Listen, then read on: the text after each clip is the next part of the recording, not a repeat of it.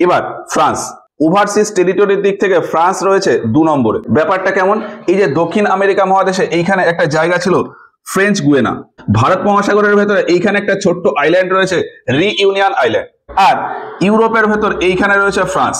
তো ফ্রান্সের মেইনল্যান্ড ছাড়া বিশ্বের ভেতর বিভিন্ন জায়গার নিজের দেশের টেরিটরির নাম্বার হিসাবে এই ফ্রান্স রয়েছে 2 নম্বরে।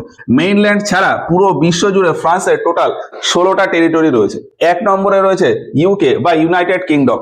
ইউনাইটেড কিংডমের পুরো বিশ্ব জুড়ে টোটাল 17টা টেরিটরি রয়েছে। তো 1 নম্বরে ইউকে, 2 নম্বরে ফ্রান্স, আর 3 নম্বরে রয়েছে ইউএস বা ইউনাইটেড স্টেটস অফ আমেরিকা। তো যেমনটা বললাম যে পুরো পৃথিবী জুড়ে ফ্রান্সের 16টা টেরিটরি রয়েছে এবং এই 16টা টেরিটরি ফ্রান্সের মেইনল্যান্ড দ্বারা কন্ট্রোল হয়। আর আরেকটা বিষয় আমরা জানি যে পৃথিবীর বিভিন্ন দেশে বিভিন্ন রকম টাইম জোন হয়। যেমন আমাদের ভারতের ক্ষেত্রে গ্রিনিচ মিন টাইম থেকে 5.5 ঘন্টা পিছিয়ে, বাংলাদেশের ক্ষেত্রে 6 ঘন্টা পিছিয়ে। সেই রকমই ফ্রান্সের টোটাল যে 16টা টেরিটরি রয়েছে, এই 16টা টেরিটরি মিলিয়ে টোটাল 12টা টাইম জোন রয়েছে। এছাড়া মেজারমেন্টের ক্ষেত্রে সব থেকে পপুলার ইউনিট হলো এসআই ইউনিট বা যেটাকে বলা হয় metric system. International system of unit বা এসআই ইউনিট অথবা মেট্রিক সিস্টেম এর ইনভেনশন হয় ফ্রান্সে, ফ্রান্স রেভলিউশনের সময় 1795 খ্রিস্টাব্দে। এবার ফ্রান্স দেশের শেপটা আমি যদি একটু দেখি, এইটা দেখতে খানিকটা হেক্সাগনের মতন দেখায়।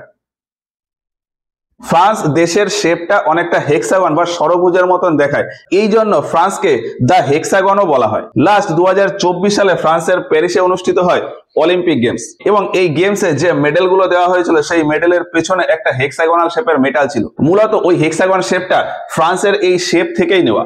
এছাড়া ফ্রান্স টুরিস্টের জন্য খুবই পপুলার। পুরো বিশ্বের ভেতর সব থেকে বেশি কোনো দেশে যদি টুরিস্ট ভিজিট করে সেটা হলো ফ্রান্স। 2024 সালের রিপোর্ট অনুযায়ী বিশ্বের সব থেকে বেশি visited country, most tourist visited country হলো ফ্রান্স। 2024 সালে ফ্রান্সে ভিজিট করা টোটাল পর্যটকের সংখ্যা হলো 89.4 মিলিয়ন, মানে 8,94,00,000 মতো।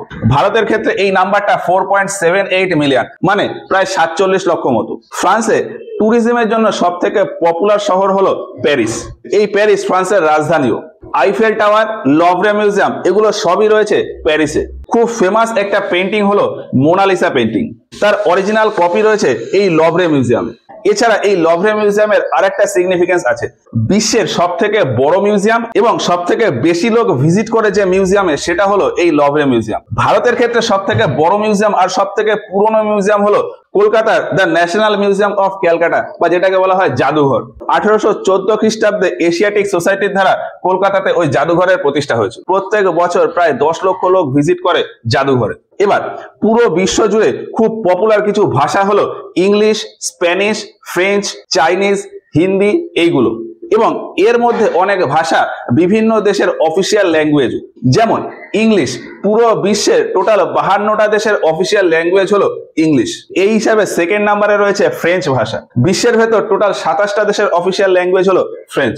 তবে মানুষজন যে ভাষায় কথা বলে সেই হিসাবে পুরো বিশ্বে সব থেকে বেশি লোক কথা বলে ইংলিশে। সংখ্যাটা প্রায় 1.5 বিলিয়ন, মানে প্রায় 150 কোটি লোকজন ইংলিশে কথা বলে। সেকেন্ড নাম্বারে রয়েছে চাইনিজ, ম্যান্ডারিন চাইনিজ ভাষা, প্রায় 1.2 বিলিয়ন, মানে প্রায় 120 কোটি লোকজন এই চাইনিজ ভাষায় কথা বলে। ইন্টারেস্টিং ফ্যাক্ট হলো যে 3 নম্বরে রয়েছে হিন্দি ভাষা, প্রায় 60 কোটি লোক এই হিন্দি ভাষায় কথা বলে পুরো বিশ্ব জুড়ে। আর বাংলা ভাষার কথা যদি বলি, পুরো বিশ্ব জুড়ে টোটাল প্রায় 27 কোটি লোক বাংলায় কথা বলে। এবার টেকনোলজির দিকে একটু আসি। 2016 সালে ভারত নতুন একটা সিস্টেম নিয়ে এসেছিল পেমেন্টের জন্য, ইউপিআই পেমেন্ট সিস্টেম, এবং দিন যেতে যেতে এই ইউপিআই পেমেন্টটা খুবই পপুলার হয়ে যায়। এতটাই পপুলার হয় যে বিশ্বের বিভিন্ন দেশ এই ইউপিআই পেমেন্ট সিস্টেমটাকে অ্যাকসেপ্ট করে নেয় এবং তাদের দেশেও এই ইউপিআই পেমেন্টের মাধ্যমেই ট্রানজাকশন করতে থাকে। প্রথমবার এই ইউপিআই পেমেন্ট সিস্টেমটাকে অ্যাকসেপ্ট করে নেয় নেপাল। তবে ইউরোপের ভেতর যদি বলা হয়, ফ্রান্স প্রথম দেশ যে ভারতের এই ইউপিআই সিস্টেমটাকে অ্যাকসেপ্ট করে নেয়। 2024 সালে ফ্রান্স এই ইউপিআই পেমেন্ট সিস্টেমটাকে অ্যাকসেপ্ট করে নেয়। বর্তমানে টোটাল 7টা দেশ এই ইউপিআই পেমেন্ট সিস্টেমটাকে অ্যাকসেপ্ট করে। কোন কোন 7টা দেশ? 7টা দেশ: Nepal, Bhutan, Sri Lanka, Singapore, Mauritius. Nepal, Bhutan, Sri Lanka, Singapore, Mauritius. আর এখানে হলো ইউএই, ইউনাইটেড আরব এমিরেটস, আর হলো ফ্রান্স। এই 7টা দেশ। এবার আরো কিছু ফ্যাক্ট আছে, যেমন সব থেকে বেশি সময় ধরে জীবিত থাকা মহিলা জেনি ক্যালমেট তিনিও ছিলেন এই ফ্রান্সের। তার জন্ম হয় 1875 সালে এবং 1997 খ্রিস্টাব্দে তিনি 122 বছর বয়সে মারা যান। এবার এর আগের ক্লাসে আমরা বলেছিলাম যে ফ্রান্স আর ব্রিটেন এর মাঝখানে রয়েছে ডোভার স্ট্রেট আর ইংলিশ চ্যানেল। এই জায়গাটা একটুখানি বলি, এই যে এইখানে হলো ফ্রান্স আর এইখানে হলো ইউকে বা ইংল্যান্ড। ইংল্যান্ডের দক্ষিণ পূর্ব দিকে একটা জায়গা আছে ডোভার, আর ফ্রান্সের উত্তর দিকে একটা জায়গা আছে ক্যালাইস। মূলত ইংল্যান্ড আর ফ্রান্স এই দুটো আলাদা হয়ে যায় ইংলিশ চ্যানেলের মাধ্যমে। এবার আমরা একটা বিষয় জানি যে দুটো ল্যান্ডমাস সেটার মাঝখানে যদি অনেকটা জলপথ থাকে তাহলে সেটাকে বলা হয় চ্যানেল, আর যদি কম জলপথ থাকে তাহলে সেটাকে বলা হয় স্ট্রেট।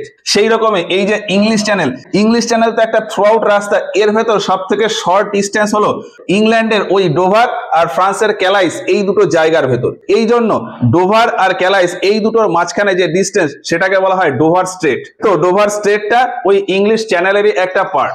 এবার আমরা একটা বিষয় জানি যে ইংলিশ চ্যানেল পার করা, তো ইংলিশ চ্যানেল পার করা বলতে ওই ডোভার স্ট্রেটটা ক্রস করাকেই বোঝায়। এই ডোভার স্ট্রেটের ডিস্টেন্স মোটামুটি 21 মাইল মতন, মানে প্রায় 33 কিলোমিটার। প্রথমবার এই ইংলিশ চ্যানেল বা ডোভার স্ট্রেট ক্রস করেছিলেন ক্যাপ্টেন ম্যাথিউ ওয়েব 1875 খ্রিস্টাব্দে।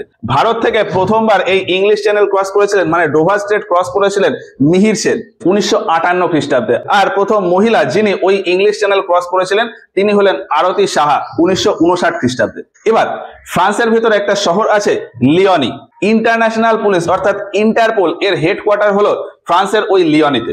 ফ্রান্সের রাজধানী প্যারিস, ইউনেস্কোর হেডকোয়ার্টার রয়েছে ওই প্যারিসে। ফ্রান্সের আরেকটা খুব ফেমাস জায়গা হলো বর্ডেক্স। এই বর্ডেক্স অ্যালকোহলিক ড্রিঙ্কের জন্য খুব ফেমাস, বিশেষ করে ওয়াইনের জন্য খুব ফেমাস। আর আরেকটা জায়গা হলো টুলুজ, এই টুলুজে প্লেন তৈরি হয়। এবার ইতিহাসের ছোট্ট একটা ঘটনা আছে।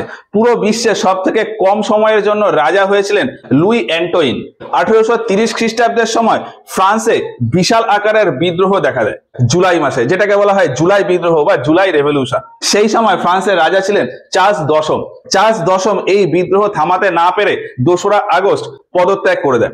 এখন পিতা পদত্যাগ করে দেয়, তার ছেলে লুই অ্যান্টিয়ন সিংহাসনে বসেন এবং সিংহাসনে যখনই বসেন তখনই বুঝতে পারেন যে আশেপাশের পরিস্থিতি কেমন, এবং ওই জুলাই বিপ্লবের ভয়াবহতা দেখে লুই অ্যান্টিয়ন ভয় পেয়ে 20 মিনিটের মাথায় তিনিও পদত্যাগ করে দেন। তো এই হচ্ছে ফ্রান্স। এরপরে আরো বিভিন্ন দেশ আছে, যেমন স্পেন, পর্তুগাল, এখানে Iceland, Italy, Switzerland, Hungary, Romania, Ukraine. এইগুলো নিয়ে আমরা পরের ক্লাসে গিয়ে আলোচনা করব।